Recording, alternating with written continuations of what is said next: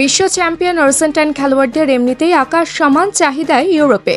তার উপর যদি বিশেষ প্রতিভাবান হয় তাহলে তো সোনায় সোহাগা। সেই খেলোয়াড়কে নিয়ে তো টানাটানি হবেই।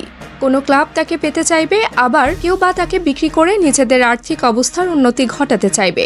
সেটাই স্বাভাবিক। এখন যদি শোনেন খেলোয়াড়টি ক্রিস্টিয়ানো রোনালদোর মতো প্রতিভাবান, তাহলে এক কথা সবাই বলে দিবে, তিনি আর্জেন্টাইন আলেহান্দ্রো গার্নাচো। এই আর্জেন্টাইন যে ফুটবলের ফুল প্যাকেজ সেটা তো আর বলে দিতে হবে না। দলবদলের বাজারে তার চাহিদা আকাশচুম্বী। অনেকেই তো তাকে পরবর্তী রোনালদো হিসেবেও মনে করেন। মজার ব্যাপার হলো রোনালদোকে আইডল মনে করেন এই তরুণ তুর্কি।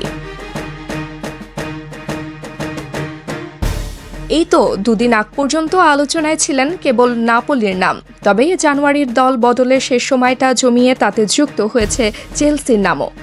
গুঞ্জন রয়েছে জোরে সোরে ম্যানচেস্টার ইউনাইটেড ও আলেহান্দ্রো গার্নাচোর সাথে আলোচনা চালিয়ে যাচ্ছে লন্ডনের ক্লাবটি।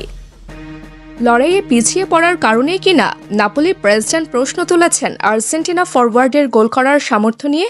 গার্নাচোকে ছাড়তে রাজি হলেও ইউনাইটেড প্রতিভাবান এই ফুটবলারের জন্য আশা করছে বড় একটা ট্রান্সফার ফি। সব মিলিয়ে যা ছাড়িয়ে যেতে পারে 70 মিলিয়ন ইউরো। নাপোলির এরই মধ্যে করা 50 মিলিয়ন ইউরো প্যাকেজের প্রস্তাব তাই ফিরিয়ে দিয়েছে দলটি। ঠিক এমন সময় নাপোলি প্রেসিডেন্ট ডি লরেন্টিসের কাছে গার্নাচোর ব্যাপারে জানতে চাওয়া হলে বিরক্তি নিয়ে জবাব দিয়েছেন তিনি। আমাকে একটা বলুন, কে আমাকে গ্যারান্টি দিতে পারে যে সে মৌসুমে 20 গোল করতে পারবে? ইতালিয়ান ক্লাবটির প্রধানের এই মন্তব্যই বলে দেয় গার্নাচোকে দলে টানার চেষ্টা আপাতত আর করছে না দলটি। আর ইংলিশ কিছু সংবাদ মাধ্যমের দাবি তার ব্যাপারে নাকি ইউনাইটেডের সাথে আলোচনা অনেক দূর নাকি এগিয়ে ফেলেছে চেলসি। আর্জেন্টিনার প্রতিভাবান এই ফুটবলারও নাকি চেলসিতে যেতে রাজি, কারণ সেখানে গেলে তিনি সতীর্থ হিসেবে পাবেন জাতীয় দলের এনজো ফার্নান্দেজকে। হয়তো স্বদেশি ফার্নান্দেজকে সাথে নিয়ে নতুন রূপকথার জন্ম দিতে পারেন এই আর্জেন্টাইন স্টার।